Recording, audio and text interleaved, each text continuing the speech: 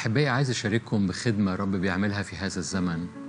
هذه الخدمة ليها علاقة بأكثر من 20 سنة من السفر ومن الخدمة في أماكن متنوعة مع خدام مختلفين، مع خدمات مختلفة وطوائف مختلفة.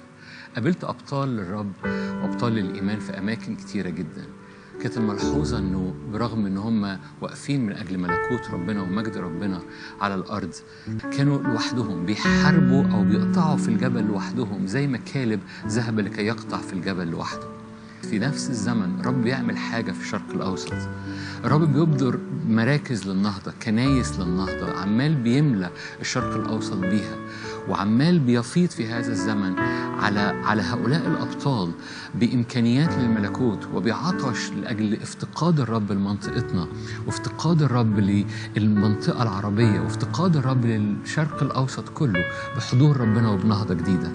الاتنين دول خلوني أقف قدام الرب، وكل اللي بيملاني بيه الرب هو كنيسة أنطاكيا. كنيسة أنطاكيا كانت نقلة من كنيسة أورشليم الأم الأساسية لكنيسة نهضة، كنيسة إطلاق، كنيسة إرسالية، كنيسة رب اتحرك عليها بروح مختلفة بأزمنة مختلفة.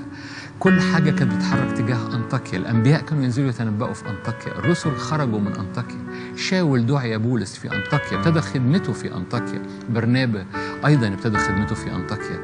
فالرب ابتدى يكلمنا عن هذه النعمة، هذه الطاقة المفتوحة، هذه السماء المفتوحة من أنطاكيا اللي تجمع فيها رجال الله، ومن تجمعهم كانوا يجتمعون يخدمون الرب أصوام وصلاة. والرب داعي بولس وبرنابا قال اطلقوهم للعمل الذي دعوتهم إياه. الرب بيطلق شعبه في هذا الزمن تحت سماء مختلفة، تحت نعمة مختلفة بيفتحها في أنطاكيا.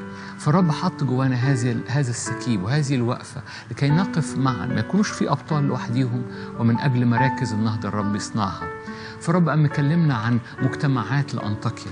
مجتمعات أنطاكيا هي مجتمعات بتقف تحت سماء من النعمة، سماء من إيمان بالنهضة، سماء من إمكانيات الروح القدس اللي الرب عايز يصنعها، بس بيقفوا معا، بيقفوا كأصدقاء. ما هيش تركيبة هرمية، ما بقاش تركيبة فيها فوق وفيها تحت، لكن أصدقاء واقفين معا. مجتمعات عليها هذه النعمة، نعمة الإرسالية ونعمة النهضة، مجتمعات لأنطاكيا.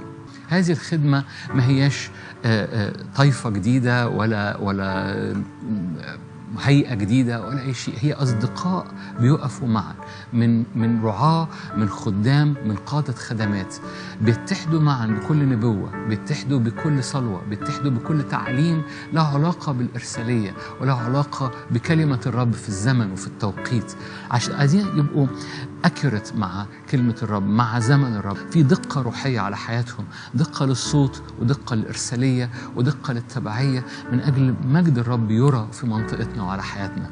هذه الخدمة اسمها مجتمعات أنطاكيا الدولية. تقدر تخشوا على الموقع. أنا بدعوكم لهذه الخدمة. لو أنت راعي أو قائد خدمة، بدعوك أنك تخش على الموقع ده، اسمه antiochglobal.org. هترى الاسم مكتوب على الشاشة. خش على هذا الموقع، اقرأ الرؤية واقرأ اللي احنا كاتبينه عنه، وخش على الريجستريشن وحط اسمك لو تحب. هنتشارك مع بعض بإيميلات، هنتشارك مع بعض بصلوات، هنتشارك مع بعض بنبوات، هنتشارك مع بعض بتعليم. هنبعت لك إيميلات وهنستقبل منك كل كلمات أنت مشغول بيها في الزمن، كل نبوات الرب كلمكم فيها في الزمن، كل كلمات لبلاد، لأن احنا في بلاد متنوعة بالفعل والبلاد بتزداد. نتجمع في بعض أحيان، يمكن عشان بلاد متنوعة نتجمع فترات مختلفة أو متفاوتة، يمكن في البلاد مع بعض يتجمعوا مع بعض، لكن ما في قلبنا هو وقفة معا لرجال الله في هذا الزمن، وقفة معا من أجل كل نبوة وكل وعد وكل دعوة وكل تعليم. علينا هذه النعمة اللي الرب سكبها على كنيسة أنطاكيا.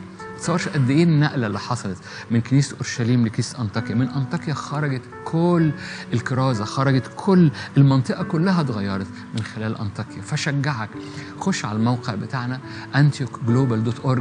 ولو انت قائد خدمه او راعي كنيسه وتحب انك تشترك معانا في هذه الرؤيه، اكتب هل بتسمعنا بقالك فتره، هل قريب مننا، هل خدمنا مع بعض يمكن في يوم من الايام.